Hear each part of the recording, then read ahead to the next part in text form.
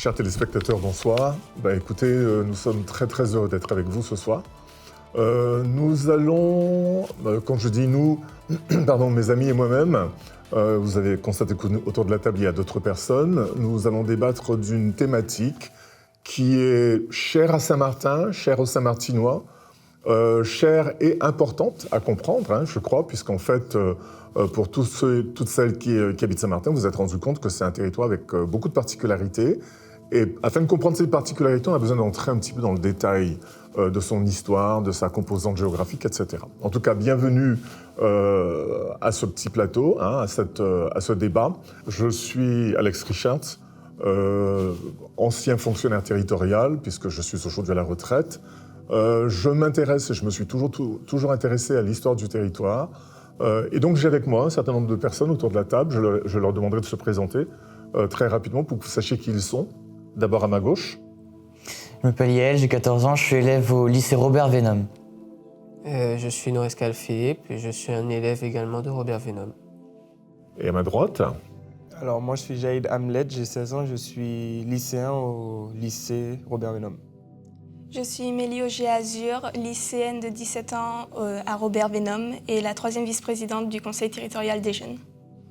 Donc un petit panel relativement intéressant qui nous permettra, avec lesquels on va discuter, débattre de cette question relative au traité de Concordia. Qu'est-ce que c'est ? À quoi ça correspond ? En quoi est-ce que c'est important pour le territoire ? Et puis surtout, à leur âge, pourquoi est-ce que ça devrait les intéresser ? L'esprit de 1648. Saviez-vous qu'en 1648, Saint-Martin n'était qu'un rocher sec, sans rivière pour cultiver les terres ? Et pourtant, c'est ici qu'a été signé le traité de Concordia. À l'époque, l'Europe sortait de 80 ans de guerre. Les colons, fatigués de se battre, ont préféré s'entendre sur le partage de l'île. C'est cet accord qui permet à l'île de vivre encore aujourd'hui en paix depuis plus de 378 ans. Mais au fond, est-ce que cette paix vient vraiment de nous ou est-ce qu'on continue simplement une histoire déjà écrite ? Alors d'abord, est-ce que ça vous inspire ? Est-ce que ça vous dit quelque chose, le traité de Concordia ? Oui. Ouais ? Oui. Ouais, ne me dites pas oui, dites-moi ce que ça vous inspire véritablement. Alors le traité de Concordia c'est un traité, donc c'est un texte qui a été rédigé pour instaurer la paix entre les deux côtés de l'île, donc côté français et côté hollandais. Et alors si dans le petit topo historique qui a été fait, on sait qu'on est au XVIIe siècle, puisqu'en fait il s'agit de 1648. Mais alors moi je voudrais vous poser une question. Le XVIIe siècle, il est caractérisé par quoi ? Quel type de gouvernement on a en France, on va dire, simplifier les choses. Alors, on a un royaume dirigé par un roi. Ouais, d'accord. Alors, qu'est-ce qui caractérise un royaume ? Très rapidement, parce qu'en fait, il me semble que c'est important. Il faut qu'on le garde à l'esprit. Qu'est-ce qui caractérise un royaume ? Un royaume, c'est un territoire dirigé par un roi. Il peut être en expansion selon les guerres gagnées et des territoires conquis. Alors ça, c'est très très important, effectivement, puisqu'en fait, on peut se poser la question de savoir pourquoi est-ce que des territoires comme l'Espagne, enfin des pays comme l'Espagne, la France, la Grande-Bretagne, le Portugal, qui à l'époque étaient effectivement, comment dirais-je, des pays relativement puissants en Europe, pourquoi est-ce qu'ils s'intéressaient à une zone telle que la nôtre ? Parce qu'en fait, où est le rapport entre nous et ce qui se passe au niveau du Royaume de France ? Eh bien, on peut voir qu'en France, il n'y avait pas forcément les ressources qu'il y a ici. Il n'y avait pas de sel. C'est cela ? Enfin, le sucre, pas forcément non plus. Donc, ils sont venus chercher ici. Et comme ils ne voulaient pas non plus travailler pour récupérer toutes les ressources, il y a eu la colonisation, le commerce triangulaire et la suite des événements. Là, oui, effectivement, parce que là, vous touchez à des questions qui sont importantes, mais bon, moi, je me contenterai de le dire très rapidement.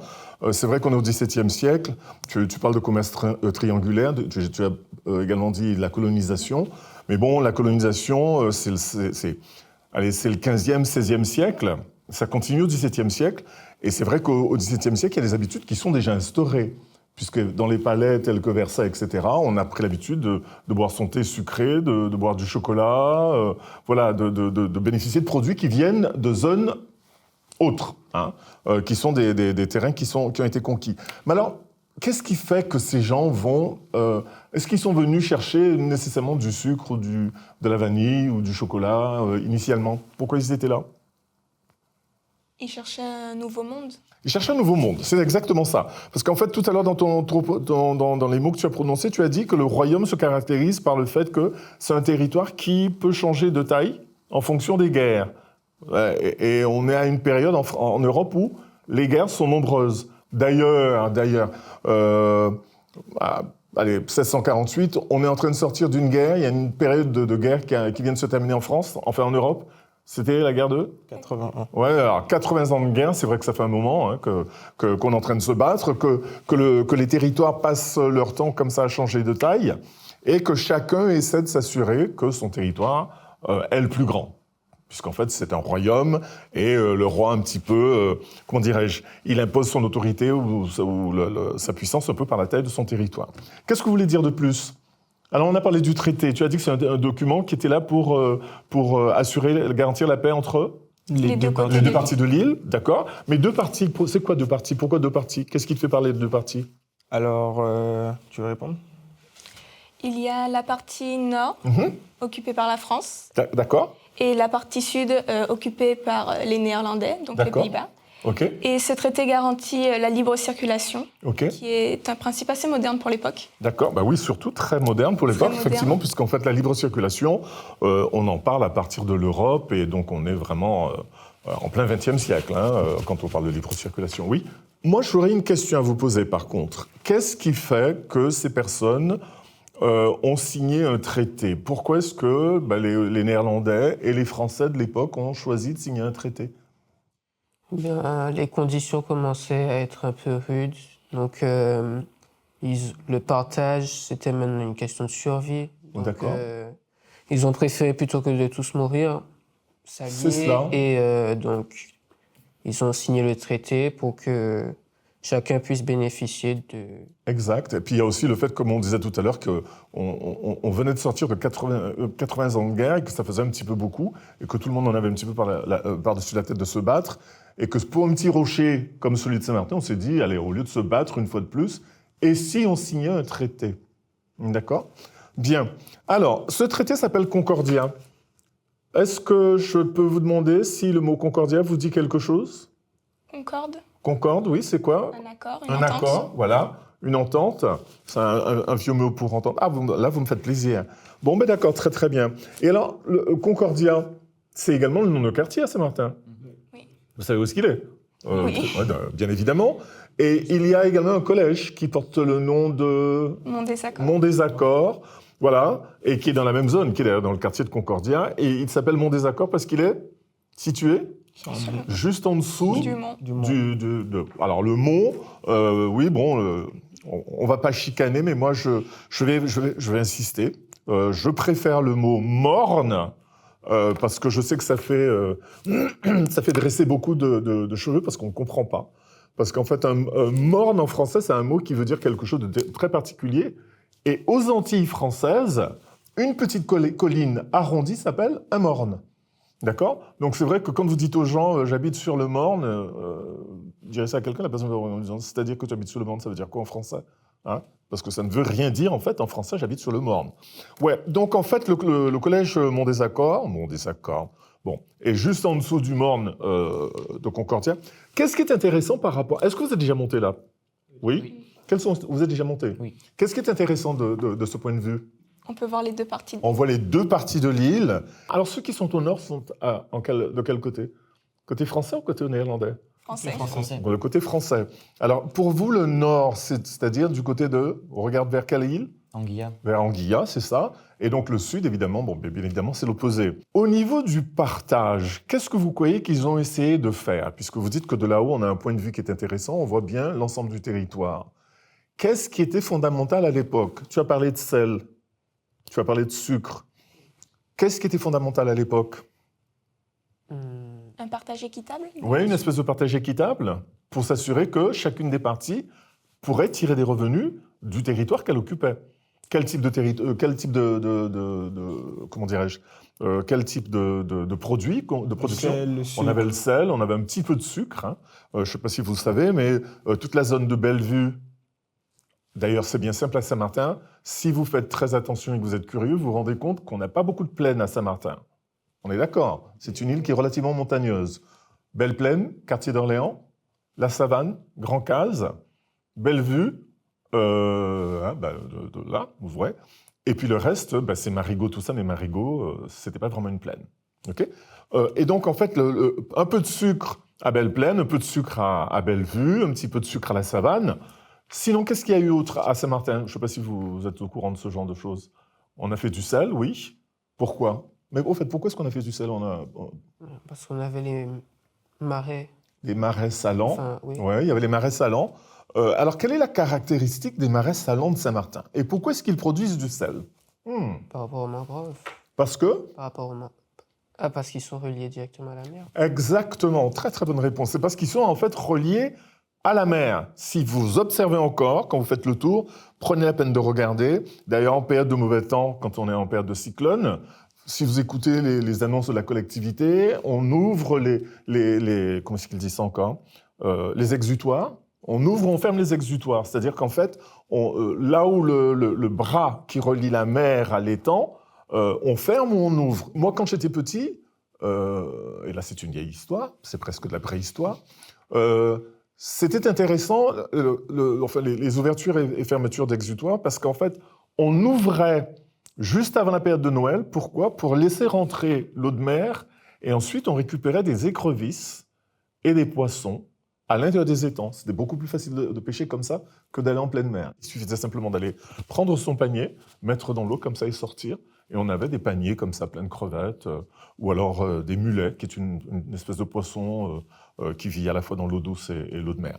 Voilà. Sinon, alors, on va rester s'en tenir au traité de Concordia. Alors, en quoi est-ce qu'il est fondamental, ce traité de Concordia? Puisque vous me dites, il organise la paix à Saint-Martin, entre la partie sud et la partie nord, entre la partie française et la partie hollandaise. La paix, pourquoi la paix? Alors, il faut savoir que, comme on l'a dit, on sort d'une guerre de 81. Oui. La situation économique, c'est pas la plus belle. D'accord. Surtout, la population en a marre. Oui. Donc, le traité, il y a une phrase qu'on dit, la parole s'en va, l'écrit reste. Ouais. Donc, ils ont décidé d'écrire et concrétiser cette paix pour permettre de vivre sans conflit. Sans avoir à se battre, sans conflit. Alors ça, c'est très, très intéressant. Alors moi, ce que j'aimerais faire avec vous un de ces jours, c'est qu'on prenne le texte du traité, qu'on le lise dans le détail pour voir. Parce qu'en fait, ça va loin, hein, ça va très, très loin, puisque ça vous dit même, si quelqu'un habite en partie française et qu'il décide de déménager en partie hollandaise, quelles sont les conditions de son déménagement? Mais ça va plus loin, ça vous dit que si quelqu'un a commis un méfait en partie française et qu'il compte déménager en partie hollandaise, quelles sont les conditions pour que le gouvernement de la partie hollandaise accepte qu'il vienne de l'autre côté? Donc effectivement, ça insiste beaucoup sur les notions de paix, hein, sur une espèce de vivre ensemble qui soit harmonieux et qui profite à l'ensemble du territoire et à toute la population. Bien, Saint-Martin à l'époque produisait du sel, hein, c'est ce qu'on a dit, puisqu'on avait des marais salants.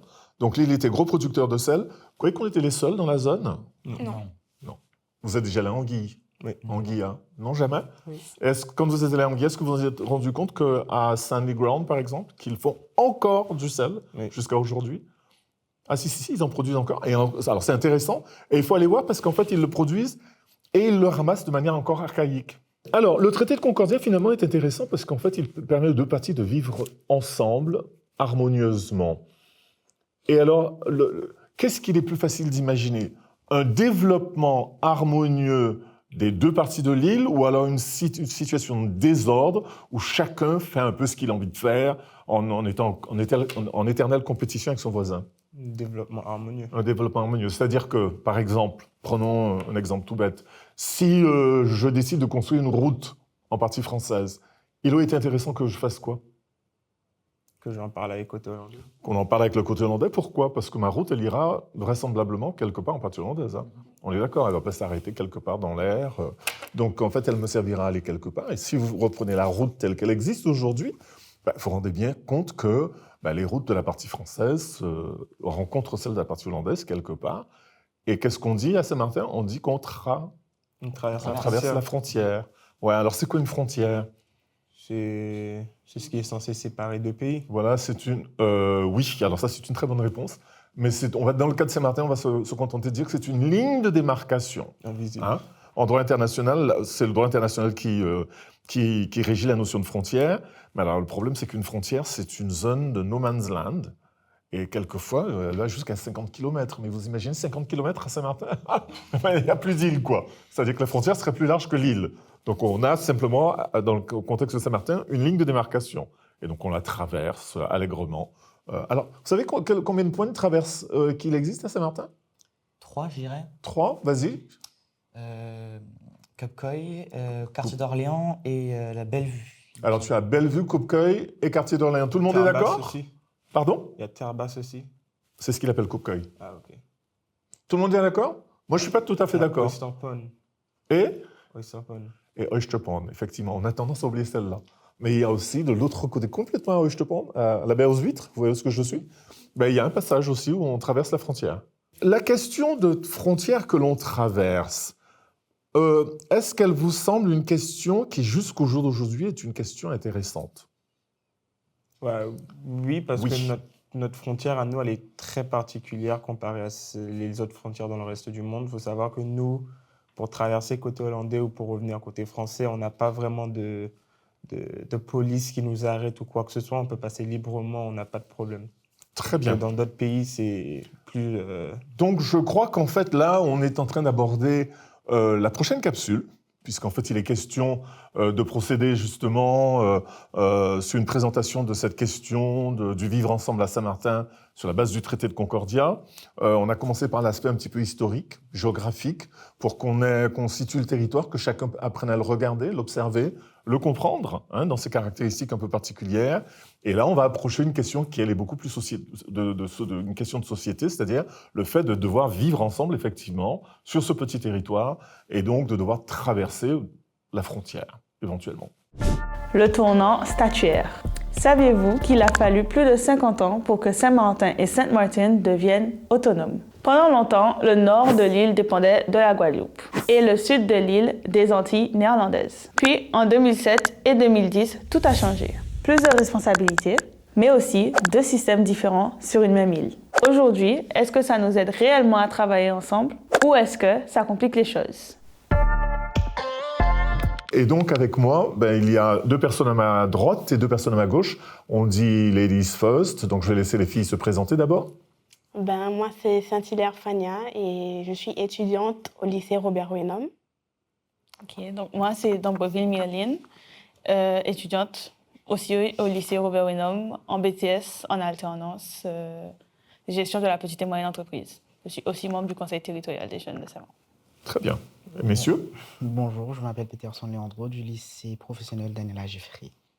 Bonjour, je m'appelle Will Williams, membre du CTJ et aussi étudiant au lycée Robert Wenham. On parlait il y a 5 minutes, dans une première partie, on parlait justement de ce territoire, Saint-Martin, une île divisée en deux. On le dit comme ça de manière tout à fait, simple, en disant oui, une partie française, une partie hollandaise. Mais à bien regarder, on est le seul territoire sur la face du globe à connaître une telle réalité et à la vivre au quotidien. Mais alors, vivre ensemble pour vous, jeunes gens, ça représente quoi? Having to live together on such a small island, or living together with other, persons who come from other countries. Does it mean anything particular? Well, to me, it means having to adapt to how others live. Right. So there are different lifestyles. Mm-hmm. I like the word adapt because of the fact that it means that one has to make an effort. There has to be a conscious decision to choose to live together with other people. Yeah? I think that's interesting, but we'll get back to that in a moment. Knowing that we are also a small island, donc on est multiculturel. D'accord. So it has a little bit of everywhere. So, when we go out in the world, right. We're not afraid, we're not scared to face other nationalities or origins because we know we have it in our island. So I feel like... That is a wonderful aspect indeed of having to be from St. Martin. I don't know if we realize that on a daily basis, and I don't know if we live with that consciousness, that awareness that we are, like she said, multicultural. One. So facing different cultures is not an issue as far as we're concerned. A person who grew up in Paris, for instance, once they hear English, they cannot help but hear it because it's odd and different and foreign and strange. We hear English, we hear Spanish, we hear Papiamento, we hear Creole, Guadeloupean, Haitian, Martinican. we hear whatever, none of it bothers us. We just heard a different language, yeah? And that makes all the difference. But we have on this island a French side and a Dutch side. And they're both separated by a border. I'm not sure that I would want to call it a border. Yeah, it's a border. It's more of a sort of a demarcation line because it's not a real border. We were looking into it a moment ago, and the other gentleman who was sitting with us attempted an explanation when he was talking about a border, and we realized that a border is actually defined by international law.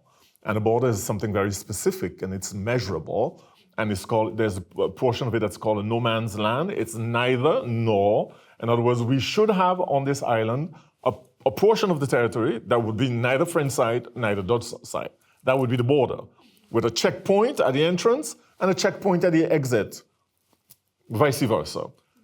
Territory is too small, you know. So, okay, so we have this demarcation line. Let's call it border to make matters easy.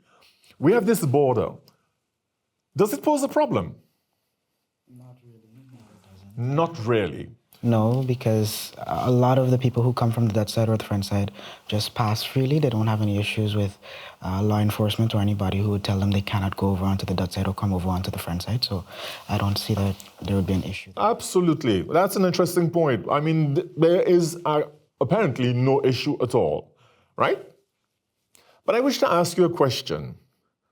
Have you noticed that people cross the border on a daily basis? Yes, Again and again, Yeah. for all sorts of reasons. all the time. Let's name some reasons. Grocery shopping, Grocery shopping, interesting. Going to school. To go to school, going to work. to go to work, Activities. yeah, to go to church on Sunday, Yeah. all sorts of activities, fun and leisure. So the border exists, but we do have a commonality, a sort of a one life on the island of St. Martin that's made up of two different realities. Can I say it like that? Yes. Would you guys agree? And is that something that you know you're okay with? course. Good. Now, the French side of Saint Martin, Saint-Martin, as we say, is called une collectivité territoriale. But it has not always been a collectivité territoriale. Before that, what was it? Mary. It was a commune of Guadeloupe. Yes. Yeah? It was one of the communes of Guadeloupe. The southern side of Saint Martin, what we call the Dutch side, is not a collectivité territoriale, but do you know what it is? It's our In country. country. It's a country because they always speak of country Saint Martin. So we were a commune of Guadeloupe and we became a collectivité territoriale d'outre-mer. They were, do you know what happened on the other side? They were part of the Netherlands. They were part of the Antilles. Netherlands Antilles, which was a federation. I'm not sure you can define that, but anyway, if I have to, I can explain. They were part of the Federation of the Netherlands Antilles that were made up of 5 islands: Curaçao, Aruba, Bonaire, Saint Martin, 6, Saint Eustatius, and Sable. Yeah? 6 islands and not 5. So they were a part of that federation. And do you know how long they remain a part of that federation? It changed in 2010. That's all I know. For a number of years, because of the fact that they changed status when? It's easy to remember. 10. 10th of October, 2010. So they changed status and they say it like that. It's, you know, it's easy to remember. 10th of October, 2010. We changed status in July 2007. Okay. So, 2007. So we became a collectivité d'outre-mer before they changed status. They changed status 3 years later. Can I ask you a question? When we are a collectivité, what are we inside of France? Are we a country? No. So we're not a country. No. So we're just an administrative division, like a commune, like a région, like a département. Yeah. Good. They've changed status. They were a part of the federation, and they now became a country within the kingdom of the Netherlands. So are we at the same level? No, because they're a country we're not. They can do things that we cannot. Yet we have to live together on this island. Now, I'm hearing you young people, but why didn't we agree to change status at the same time and get the same thing? Is that what you think? Not really. Not really. I think about it. You thought of it, yes? I thought of it the day where the OECS came in and added Go ahead. All right. Collectivité de Saint-Martin to their OECS, program. Yeah, right. voilà. And the Dutch side wasn't present. And that's when the question came to me, because Right. I was like, Dutch side is not present tonight, but we're talking about unity. So the question came to mind, and after I realized that we face different realities and that the French side have their own reality, Dutch side as well. Then again, would it be good if we had just one country? We will never, on ne saura pas, mais the question did came to mind. It's interesting. I like the fact that on a daily basis, even though you don't have the answers, but these issues don't miss you. In other words, you realize, wait a minute, we're joining the OECS. For those who don't know what's the OECS, it's the Organization of Eastern Caribbean States, and French, OECO, O-E-C-O, qui est l'Organisation des États de la Caraïbe orientale, which is an organization that regroups a number of islands, countries, independent territories within the Caribbean, for the most English-speaking. And St. Martin has become a member of the OECS, and it's not English-speaking, it's French, it's not a country, and it's not independent. Yeah. How is that? Again, what you were saying is interesting. Why do we join the OECS and they haven't joined the OECS? But what you need to know, and I'm giving you a little scoop today, they're right now in the process of joining the OECS. And we are their godfather or their godmother. In other words, we're the country that, is going to accompany them as they become members of the OECS. So both of us are going to be a part of the OECS, but does that change our situation between French and Dutch? No. Mm-mm. I mean, when I said that, I thought of a song, "Oh Sweet Saint Martin Land." What does it say? Where people, French and Dutch, Not talking. do talking English much. English much. I mean, this characteristic has been pursuing us for some time. How do we solve it? Do you care to solve it? Do you like it as it is? Do you want for it to remain as it is? Or would you wish for something else? And if there's a something else, how would you qualify that something else? I'm just curious to hear what you have to say. About the song or in general? No, the song is just... Oh, okay. I'm talking about our daily, reality on the island. I believe that, how to say, the same way that us, Right. CTG, Right. and YMP, the youth parliament on the other side, the same way that we come together and make, we do different activities, we meet with each other, we learn from each other, and we also had a debate together last year.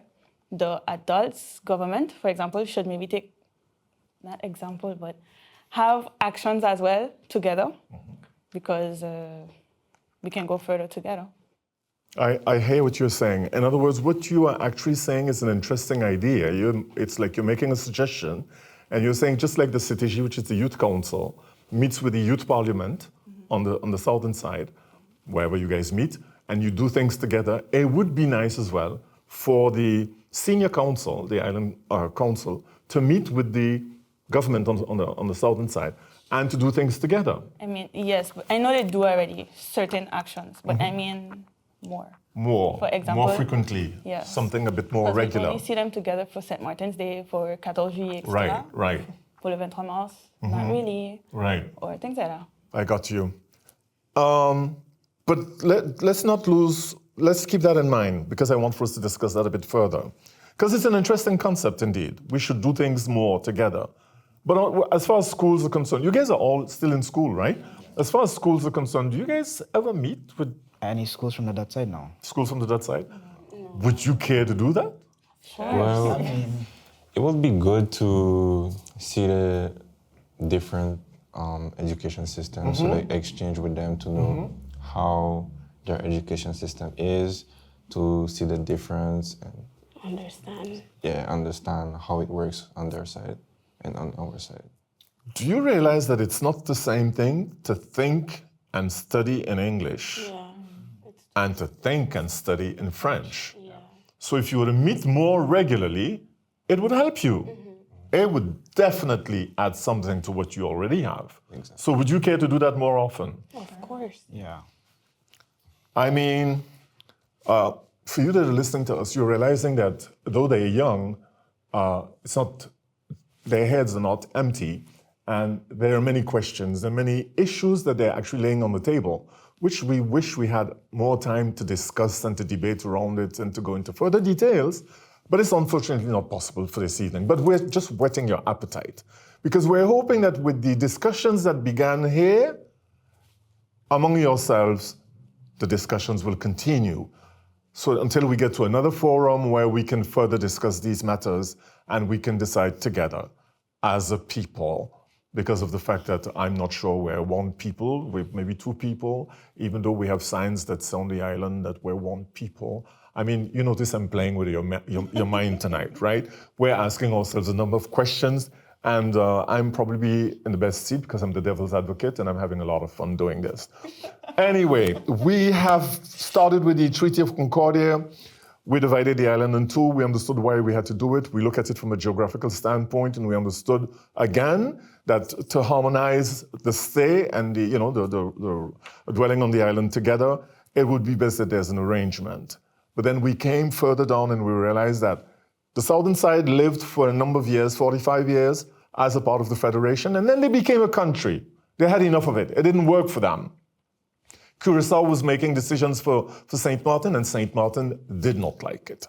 And agreeable, understandable. I mean, we all go through that phase. It's a normal thing. You grow up and there comes a point in time when you say, I want to do it on my own. I want to be independent. I want to show and prove to myself what I'm capable of doing. But that calls for a lot of stuff, and it's a process. And maybe the French side is in the same process. Maybe we move from a commune to a collectivité d'outre-mer, and perhaps the next step is to become a country. But how will that happen? I don't have the solution. I don't have the answer. In any case, thanks for being with us, and I invite you to sit tight and allow us to introduce the third and last segment of our discussion.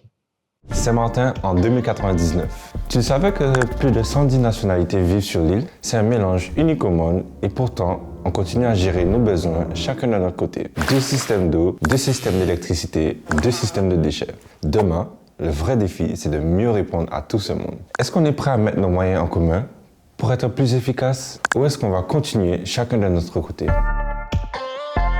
Alors, la question qui est devant nous aujourd'hui, c'est après les évolutions statutaires, celle de 2007 pour la partie française et de 2010 pour la partie néerlandaise, qu'est-ce qu'on peut imaginer pour demain?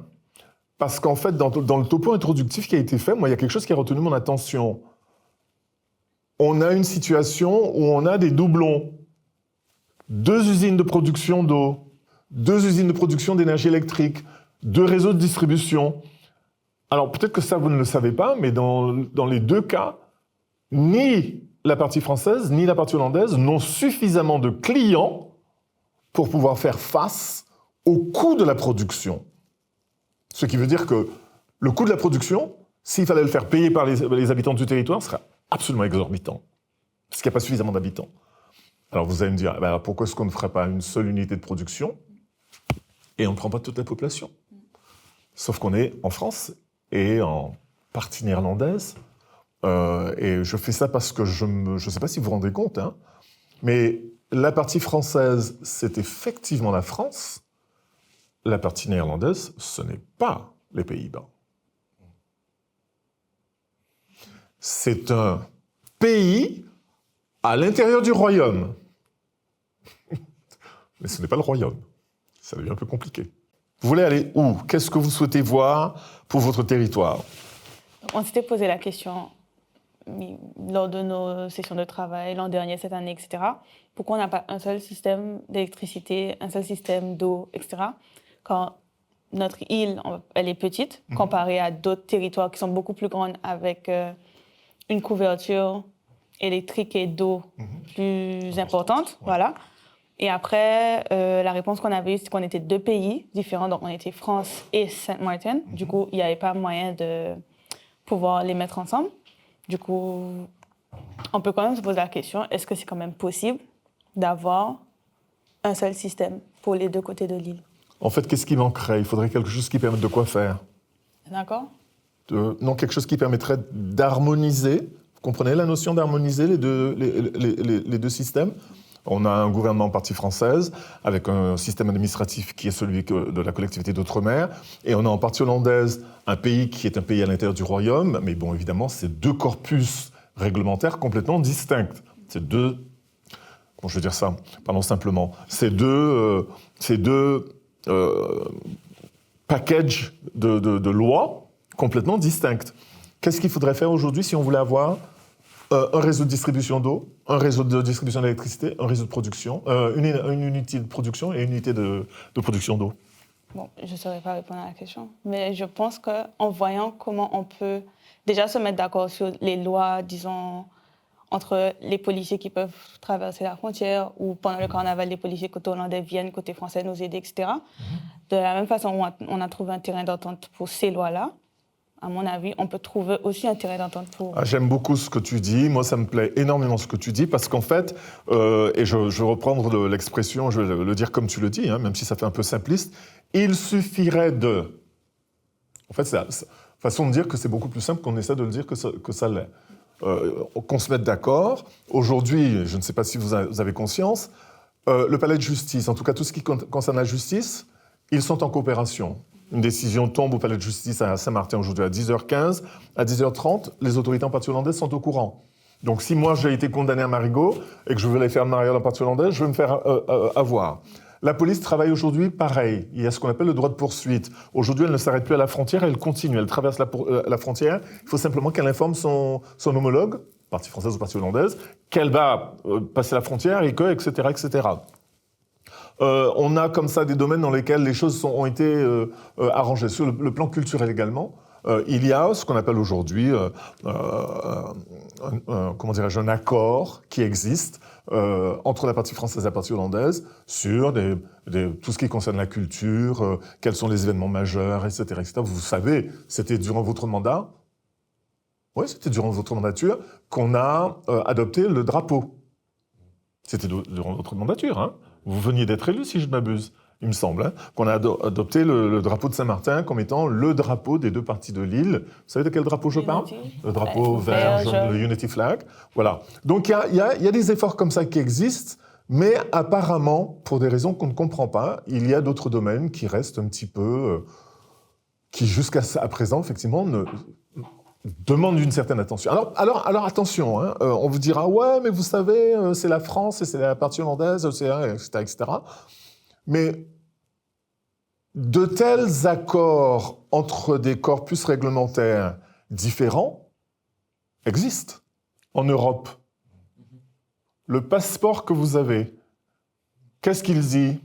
Est-ce que vous avez pris la peine de le regarder? Oui. Il dit passeport européen.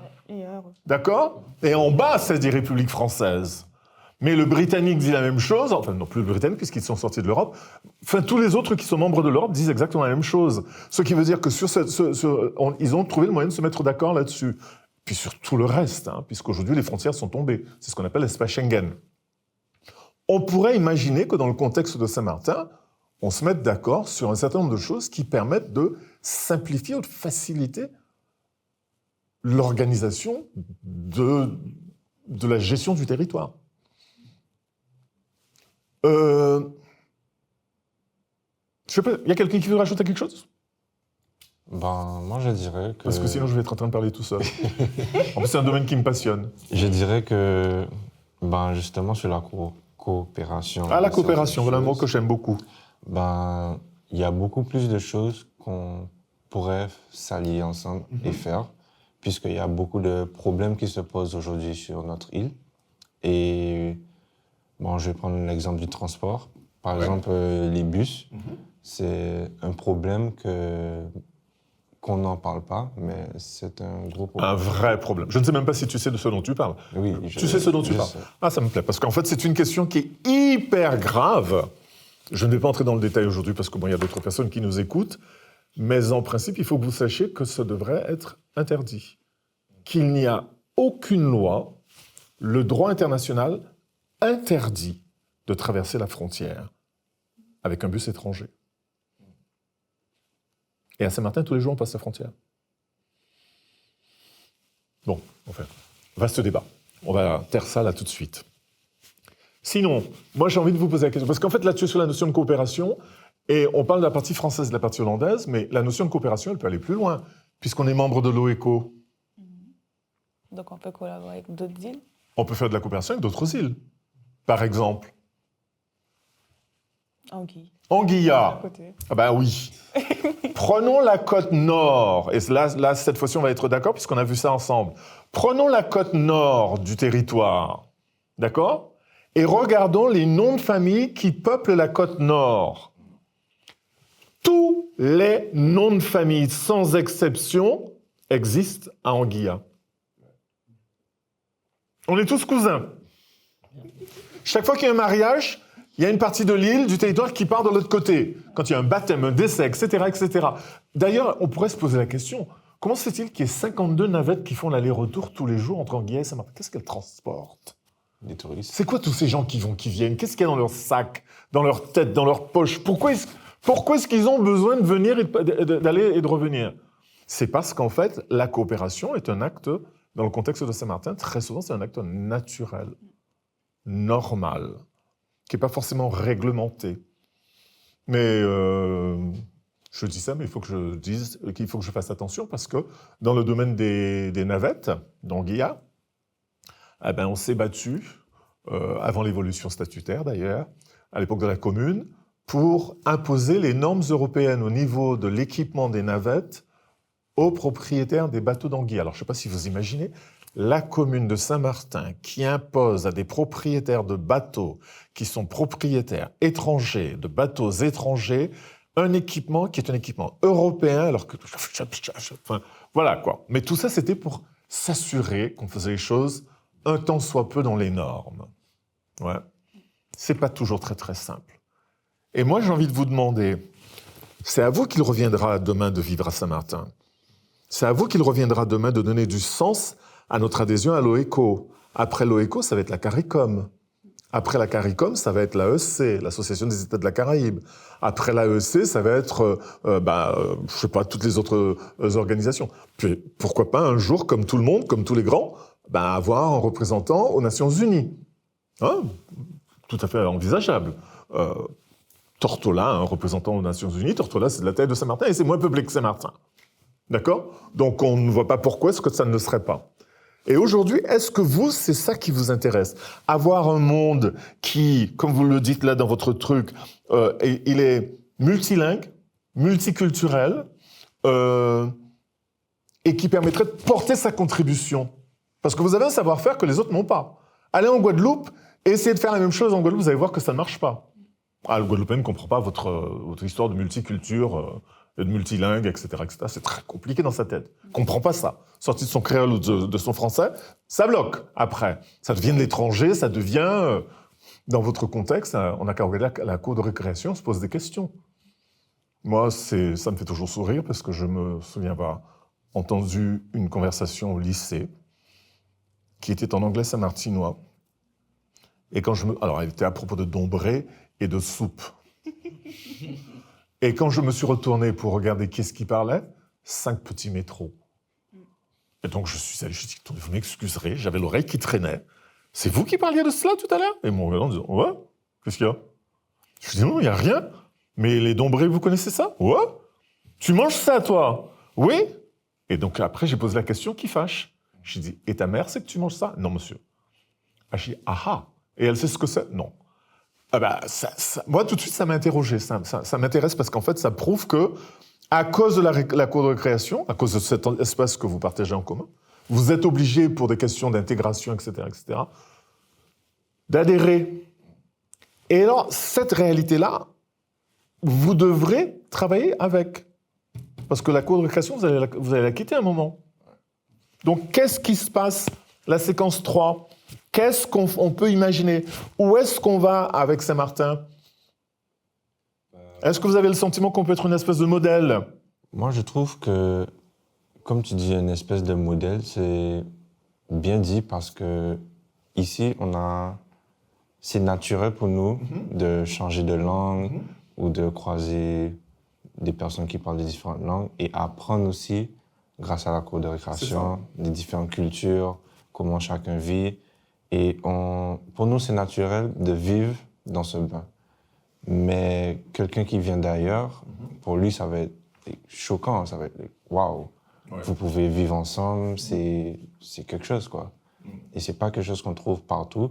Et je sais qu'on est la seule île qui vit comme ça. On est la seule, pas seulement dans la Caraïbe, hein. De par le monde, on est vraiment le seul territoire. Alors, vous disiez tout à l'heure en introduction, 110 nationalités recensées officiellement.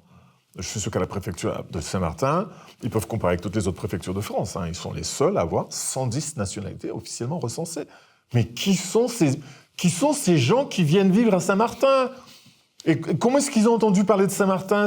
Pourquoi ils sont ici? Pourquoi ils sont arrivés ici? On peut se poser toute espèce de questions, en fait. Vous voyez ce que je veux dire? Et alors, par rapport à ça, on peut inverser la question en disant, et quel rayonnement nous pourrions imaginer avoir sur le reste de la Caraïbe, par exemple, sur le reste du bassin, en incluant l'Amérique centrale? Ça vous fait peur quand je parle de choses comme ça? Vous dites, il faut qu'il se calme? Non, faut pas avoir peur, en fait, de faire une généralité sur la Caraïbe et l'Amérique centrale. Parce qu'en fait, Saint-Martin, c'est un peu un microcosme au niveau de la Caraïbe, on est des 110 nationalités. Ouais. Mais il faut se dire qu'en fait, à une échelle plus grande, c'est pareil dans la Caraïbe. Il y a tout un tas de nations insulaires dans la Caraïbe, plus les nations hispaniques en Amérique latine. Ouais. Donc en fait, ce qu'il y a à Saint-Martin, c'est un peu une version miniature du monde qu'on connaît actuellement. Mais en concentré. En très concentré. En très concentré. Et alors, ce que tu dis, moi, m'intéresse d'autant plus, quand tu dis non, il ne faut pas avoir peur, parce qu'en fait, moi, j'ai envie de vous rappeler quelque chose. Comme vous, moi, je suis allé à l'école de la République, ce que j'appelle l'école française. Et je ne crache pas dans la soupe, non. Je considère que mon éducation a été de très, très bonne facture, très bonne qualité. D'accord? Et je considère aujourd'hui, pour moi qui connais bien la Caraïbe et qui voyage beaucoup, la contribution que nous pouvons apporter au reste de la Caraïbe est extraordinaire. Parce qu'on a une approche du monde qui n'est pas forcément celle de tout le monde. Et le Guadeloupéen et le Martiniquais qui est assis à côté de moi ne se voit pas, lui, de la même façon que moi je me vois dans le reste de la Caraïbe. Je ne sais pas si vous me comprenez. Et moi, je veux que vous compreniez à quel point vous êtes dans un environnement qui est extraordinaire. D'accord? Et qui peut effectivement apporter beaucoup, non seulement aux gens qui habitent ici, aux gens qui ont choisi de venir vivre ici, mais également à tous ceux qui vivent avec nous dans cette Caraïbe que l'on connaît bien.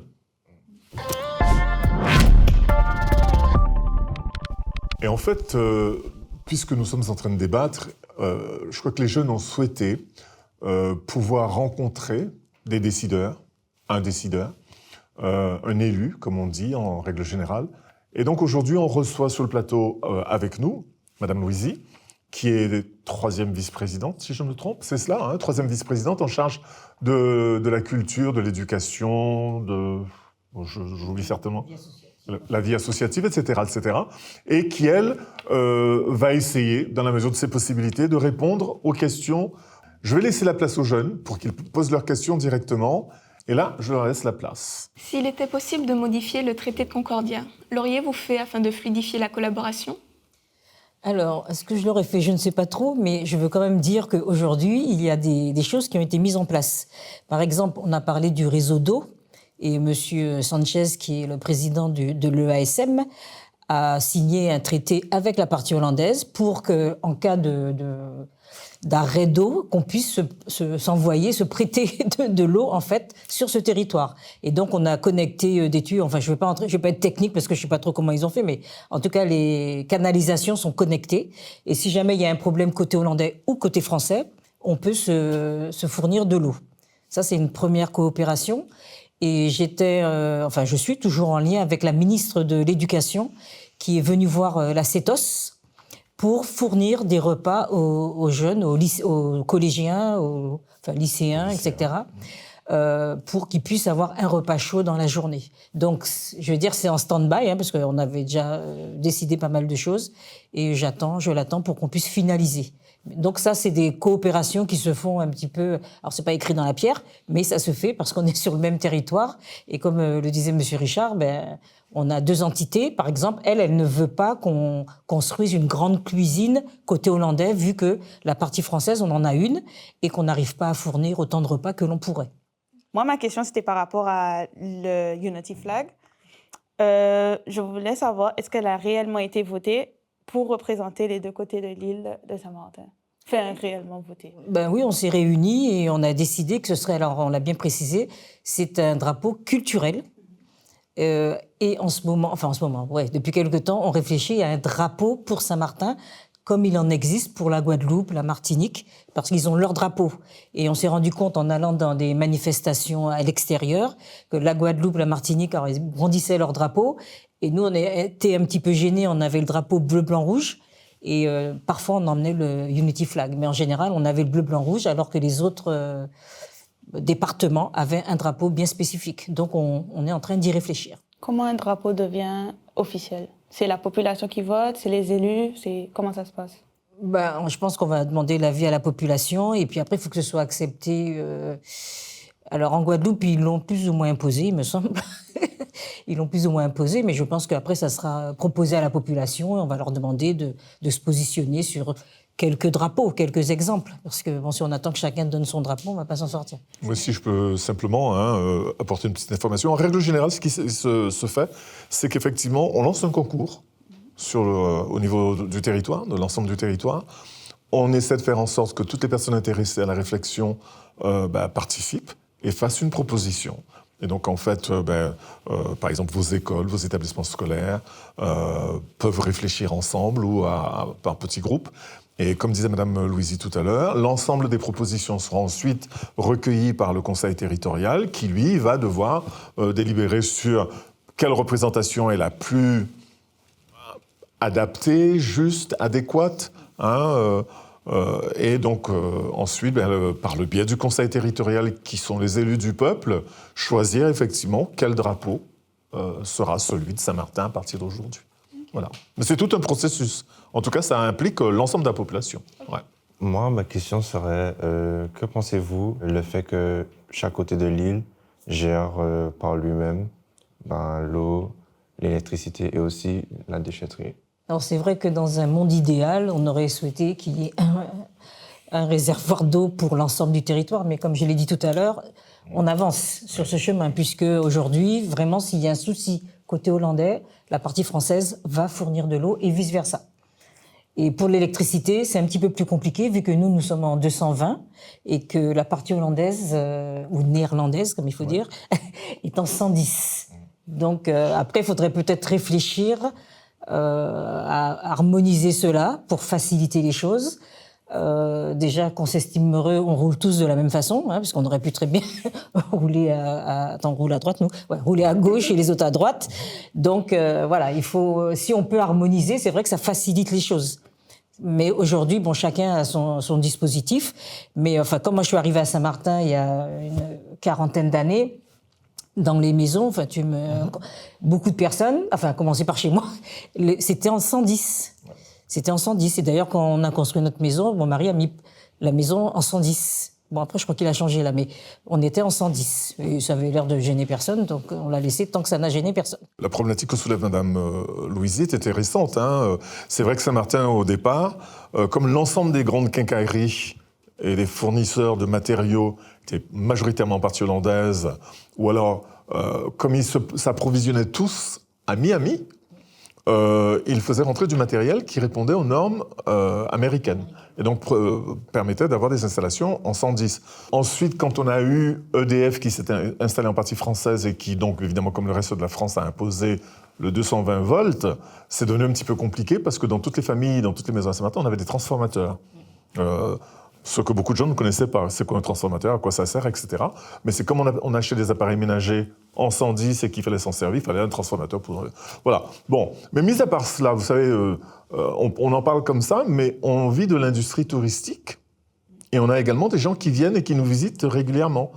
Mais ces personnes viennent d'où dans le monde? Et les appareils, leur rasoir, leur sèche-cheveux, enfin, avec quoi est-ce qu'elles voyagent? C'est du 110, c'est du 220, c'est quoi? Ce sont des questions qu'il faudrait se poser un de ces jours, parce qu'effectivement, l'industrie numéro 1 de ce territoire reste le tourisme, et il faudrait pouvoir effectivement satisfaire aux besoins de ces touristes-là, avec nos histoires de 110 et 220. Alors, vous êtes aujourd'hui dans une situation, j'ai envie de dire, si je dois résumer, par rapport à ce que j'entends, votre bonheur, il est parfait, vous êtes mais alors comblé, mais les choses qui vous posent un petit problème, c'est, le drapeau, il nous faut un drapeau, et puis les 210 le 110 volts et les 220, ça, il faut l'arranger, mais il n'y a rien d'autre qui vous pose problème? Ah bon? Bah alors allez-y. C'est pas tous les jours qu'on a une élue et qu'on peut obtenir des débuts de réponse. Moi, je crois qu'il faut profiter. Moi, je dirais ce que je remarque, ce qui me concerne tous les jours, c'est les bus. C'est ça que t'allais dire. C'est les bus. Ah, le bus, oui. Le transport. Donc, est-ce que vous pensez qu'un jour, il y aura un système commun et une grosse compagnie de bus qui pourrait se mettre en accord pour... Moi, je peux répondre à cette question. pour tourner sur l'île? Alors, c'est vrai que le système de transport d'un côté de l'île comme de l'autre, d'ailleurs, est vraiment problématique. Alors, est-ce qu'on pourrait avoir une grosse compagnie qui gérerait l'ensemble? Je ne sais pas. Parce qu'en fait, on reste quand même deux territoires différents. Donc, ce qu'il faudrait, c'est qu'on harmonise un petit peu. De même, quand je vous ai parlé de la cantine, la ministre de l'Éducation, elle a trouvé que c'était pas compliqué de venir nous demander de préparer des repas pour la partie hollandaise. Là, ça pourrait être la même chose. Sauf qu'on n'a pas forcément toujours les mêmes intérêts. Par exemple, on a parlé du tourisme. Quand c'est la saison touristique, les touristes arrivent côté néerlandais. Donc tous les bus, même ceux de la partie française, sont plus concentrés sur la partie néerlandaise. Et il se trouve que côté français, on a du mal à se déplacer parce que les bus ne sont pas présents. Donc c'est vrai qu'on pourrait harmoniser, mais pour l'instant, les touristes arrivent côté hollandais. Donc c'est un peu plus compliqué. Tu peux ajouter... Mais je crois que toi, tu parles de la question du transport public. Oui. Toi, tu ne parles pas du transport touriste. Tu parles de la question Toi, tu es sur la question du transport public. C'est-à-dire, alors, est-ce qu'on pourrait avoir un jour une grande compagnie qui... Moi, la réponse, elle est simple, catégorique, non, jamais. Jamais, parce que, comme disait Mme Louisy, on est deux pays, avec deux corpus réglementaires complètement distincts. Première chose. Deuxième chose, si on était tous les deux européens, parce qu'en fait, vous savez, Saint-Martin est une collectivité territoriale française, mais c'est également une RUP, une région ultrapériphérique de l'Europe. Les Pays-Bas font partie de la communauté européenne, mais le pays Saint Martin n'est pas une RUP, ne fait pas partie de l'Europe. S'ils avaient choisi de faire partie de l'Europe, parce qu'ils sont ce qu'on appelle un PTOM, je n'ai pas envie d'entrer dans le détail, vous m'excuserez, mais s'ils avaient choisi d'être ce qu'on appelle une RUP, comme nous le sommes, on aurait pu harmoniser à partir des lois européennes et dire tant pis pour ce que dit la France, tant pis pour ce machin, on est tous les deux européens, on va harmoniser et faire comme en Europe aujourd'hui, selon le traité de Schengen, la libre circulation, on passe les frontières tant qu'on est dans le cadre européen. Ce n'est pas le cas, d'accord? Par contre, petit scoop, je ne sais pas si vous avez suivi avec intérêt ce qui s'est passé en partie hollandaise il y a à peu près un mois. Ils avaient créé une espèce de gros séminaire, j'ai trouvé ça absolument génial, où tous les élus se sont mis autour de la table, tout le secteur privé, tout le monde, toutes les personnes qui participent à la réalité du territoire, ils ont tous décidé de réfléchir ensemble. Comment mieux vivre à Saint Martin? Et parmi les points qu'ils ont soulevés, il y a la question du transport public. Et aujourd'hui, la proposition qui est sur la table et qui va certainement se réaliser, c'est qu'en fait, les bus de la partie hollandaise ne passeront plus la frontière, puisqu'en fait, elles n'ont pas le droit. Ils n'ont pas le droit, pardon. Donc, l'idée, c'est de mettre en place une gare routière à la frontière. Les bus de la partie française arriveront, déchargeront leurs passagers qui vont embarquer sur un bus en partie hollandaise, qui va les emmener à Front Street, Back Street, wherever. Oui. et vice-versa. C'est-à-dire que ceux qui veulent venir en partie française arriveront jusqu'à la gare routière. Vous savez, ça vous a l'air étrange, mais pour moi qui suis un petit peu plus âgé que vous, moi j'ai connu l'Europe comme ça. Quand j'étais à l'université, que j'allais en Allemagne, en Espagne, en Italie, en Grande-Bretagne, il fallait que j'aille au Haut-Commissariat britannique pour obtenir un visa pour aller à Londres. Ou alors quand je prenais le train et que j'arrivais à la frontière, le train français s'arrêtait, les passagers descendaient, on continuait à pied, on traversait la frontière à pied et on reprenait le train italien pour continuer notre route sur le reste de l'Italie. Ça n'a tué personne. Hein. Donc on n'invente pas la roue finalement, on est en train de faire quelque chose qui se fait partout.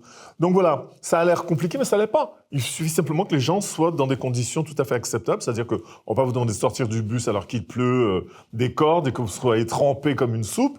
Non, on va vous faire sortir dans une gare routière bien abritée, pour que le transit se fasse de manière tout à fait correcte. Comme il se fait déjà aujourd'hui en avion quelquefois. Hein? Mais pour rebondir sur ce que Will a dit par rapport au bus et avoir une compagnie de bus, peut-être pas pour traverser la frontière, mais au moins déjà avoir des bus pas privés. Ah, j'entends ce que tu dis, je sais Côté français. Je sais où est-ce que tu vas. Voilà, ouais. parce que tu aies un système de transport public, oui, harmonisé. Peut-être sous la responsabilité des services de transport de la collectivité. Oui, enfin, ouais. Là, ils sont en privé, je pense. Ouais, oui, c'est leur là, c'est bus, privé, ils font ce qu'ils veulent. Oui. Du coup, nous, on peut être, après les cours, par exemple, à 17h à la Savane. Eux, ils décident de peut-être venir à la Savane, nous récupérer, etc., arriver sur Marigot, revenir à la Savane, et ils n'iront pas jusqu'à Cartier, par exemple. Ils feront demi-tour. C'est ça, ils font un petit peu ce qu'ils veulent, quoi. Voilà. Et vous, en termes de transport public, c'est pas bon pour vous. Non, mais non, on entend très bien. Bon, c'est vrai qu'on a vraiment un gros souci avec le transport. Hein. Mais normalement, c'est plus ou moins prévu comme ça. C'est qu'en fait, les gens font ce qu'ils veulent. Donc, est-ce que c'est pas parce qu'ils ont la liberté de le faire? C'est parce que... Ils n'ont pas vraiment la liberté de le faire. Nous, on s'attend à ce qu'ils récupèrent les élèves, par exemple, à la Savane. Il y a des bus qui sont prévus pour aller sur Marigot, en tout cas jusqu'à Bellevue, on va dire, et d'autres qui sont prévus pour aller à Cartier. Mais parfois, on a des parents qui nous appellent et qui nous disent mon enfant attendait le bus, il n'y en a pas eu. Voilà, mais il faut... Ça, c'est pas normal. Bus scolaire. Voilà, c'est ce que j'ai dit. Moi, je parle de bus privés. Mais même les bus privés, même les bus privés, je veux dire, si le bus a décidé qu'il y avait un bateau côté hollandais avec je ne sais combien de touristes, il ne passera pas. Et que c'est plus intéressant pour lui d'aller récupérer des trucs. C'est plus intéressant pour lui de récupérer des touristes que de récupérer un élève ou quelqu'un. Est-ce que sous un contrôle de la com, par exemple, ils ne se sentiraient pas peut-être obligés de faire ce qu'ils ont à faire? La direction du transport, ou la direction des transports de la collectivité de Saint-Martin, aujourd'hui réfléchit à la question du transport public, d'accord ? Et comment faire pour mettre en place un vrai transport public qui soit digne de ce nom. Je dis n'importe quoi, si vous habitez au fond de Saint-Louis et qu'on vous dépose à l'entrée sur le bord de la route et qu'il pleut à verse, pour arriver chez vous, vous serez mouillé, d'accord ? Aujourd'hui, la direction des transports a déjà réfléchi à une question qui permette d'emmener les gens au plus près de leur domicile, c'est-à-dire rentrer à Saint-Louis, rentrer à Colombier, enfin bon, vous imaginez toutes les... Donc, mais le problème qu'on a, c'est que le transport public à Saint-Martin relève du privé. Oula. Et c'est ça qui pose problème. C'est que ce n'est pas du vrai transport public. Le transport public, c'est du transport comme quand tu es à Paris, par exemple. Tous les bus sont les bus de la RATP, c'est les mêmes bus, etc., même couleur, etc. D'accord ? Le bus n'appartient à personne, il appartient à la ville de Paris. Dans le contexte de Saint-Martin, c'est ce que disait Mme Louisy tout à l'heure, le propriétaire du bus, c'est celui qui le conduit. C'est son bus, et donc effectivement, il est censé jouer le rôle que lui attribue, ou en tout cas que la collectivité souhaiterait qu'il joue, mais il n'est pas obligé de le faire. Parce que s'il considère qu'il a davantage intérêt à être sur le port à Philipsbourg ce jour-là parce qu'il y a 8 paquebots et que lui va se faire un plein, qu'il va faire un tour, etc., et que ça lui fera 3 fois plus d'argent, il dégage. Et il n'a pas de compte à demander à qui que ce soit. On essaie de réglementer ça. Voilà, c'est pas simple. On ne laisse pas faire comme ça. Ouais. On essaie de le réglementer, mais c'est vrai que les gens ont déjà des habitudes et que c'est un peu compliqué. Il faudrait qu'on ait plus d'agents pour surveiller. Tu es arrivé à quelle heure, tu es reparti à quelle heure, pour éviter justement que la population se retrouve. Parce que je vois les gens sur le bord de la route qui attendent un bus. Alors si on a le malheur, entre guillemets, pour malheur, d'habiter au fin fond de Colombier ou de Saint-Louis, c'est mort, quoi. On va marcher, on doit descendre. C'est compliqué, c'est compliqué. On essaie de réguler tout ça. On n'y est pas encore. Hein. Mais pensez-vous qu'ils pourraient mettre en place aussi des lignes? Parce que parfois, on peut rester à attendre 2 heures, 3 heures sans qu'un seul bus ne passe. Mais Les lignes existent, hein. c'est ce que j'allais te dire. Les lignes existent. Mais c'est ce qu'on a dit tout à l'heure. C'est Les parce gens que font les un bus peu- ne respectent pas. Ils respectent pas. Les lignes existent. Après, les horaires, j'ai des petits doutes sur les horaires. Hein. C'est-à-dire que le matin, on va dire jusqu'à 9h, 10h, il y a des bus. Après, c'est plus compliqué. Ouais, il y a des heures Après, où c'est il y a plus compliqué. rien. Ouais, Et après, ouais. le soir, vers 16-17h, il y a des bus jusqu'à 18h. Et après, c'est compliqué. C'est compliqué. C'est pour ça, d'ailleurs, que beaucoup d'hôtels, surtout les grands, ont mis des bus à disposition pour que leur personnel puisse prendre le bus pour aller au travail et rentrer chez eux. Autant de questions qui restent en suspens, autant de questions auxquelles nous n'avons pas encore de réponses précises, définitives, mais sur lesquelles vous avez bien compris qu'il y a une réflexion qui est en cours. Autant de questions qui sont nécessaires, justement, à l'organisation, l'harmonisation d'un contexte où le vivre ensemble sera encore plus agréable. Malgré toutes ces difficultés, malgré toutes ces questions qui restent en suspens, nous sommes tous autour de la table convaincus d'une chose, c'est que vivre à Saint-Martin reste quelque chose d'absolument extraordinaire, que nous savons, de par notre pratique au quotidien, ce que c'est qu'être multiculturel, multilingue, mais nous comprenons également la notion de coopération, c'est-à-dire qu'en fait, on ne fait pas tout seul.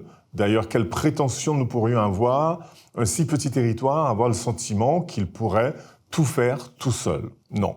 Même si en français, on dit qu'on a toujours besoin d'un plus petit que soi. Ce n'est pas tout à fait le même contexte, mais en tout cas, nous avons la conviction qu'à Saint-Martin, il y a un modèle qui gagnerait à être formalisé parce que l'avenir nous prouve qu'effectivement, ce que nous faisons, ce que nous savons faire à Saint-Martin, pourrait servir à des territoires qui sont beaucoup plus importants que le nôtre.